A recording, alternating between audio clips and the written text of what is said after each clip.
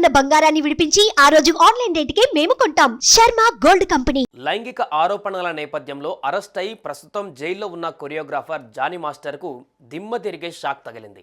2022 సంవత్సరానికి గాను జాతీయ ఉత్తమ కొరియోగ్రాఫర్గా ఎంపికయ్యారు జానీ మాస్టర్. జైల్లో ఉన్న ఆయన అవార్డు అందుకోవడానికి కోర్టు అతడికి మధ్యంతర బెయిల్ కూడా మంజూరు చేసింది. అయితే ఈ నేపథ్యంలోనే నేషనల్ ఫిల్మ్ అవార్డ్ సెల్ ఆయనకు వచ్చిన అవార్డును రద్దు చేస్తూ సంచలన నిర్ణయం తీసుకుంది. ఇదే అంశం ఇప్పుడు తీవ్ర చర్చనీయాంశంగా మారుతోంది.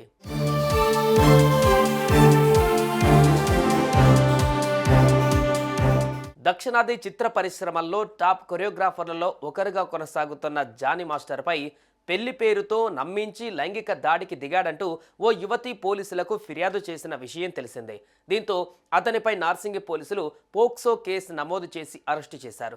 ప్రస్తుతం అతడు చెంచల్గూడ జైల్లో ఉన్నాడు. ఇకపోతే 2022 సంవత్సరానికి గాను తమిళ నటుడు ధనుష్ హీరోగా నటించిన తిరుచిట్రంబలం చిత్రానికి జానీ మాస్టర్ బెస్ట్ కొరియోగ్రాఫర్గా నేషనల్ అవార్డుకు ఎంపికయ్యారు. ఈ క్రమంలోనే అతడిపై లైంగిక ఆరోపణలు రావడం, పోలీసులు అరెస్టు చేయడం వంటివి జరిగిపోయాయి.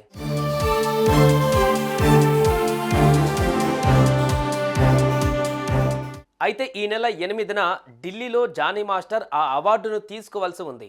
అందుకోసం అతడు బెయిల్ కోసం దరఖాస్తు చేసుకోవడంతో రంగారెడ్డి కోర్టు పరిశీలించి ఈ నెల 6 నుంచి 9 వరకు మధ్యంతర బెయిల్ కూడా మంజూరు చేసింది.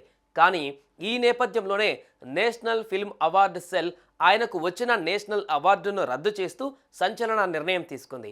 ఆయనపై లైంగిక ఆరోపణలు రావడంతోటే ఈ నిర్ణయం తీసుకున్నట్లుగా తెలుస్తోంది.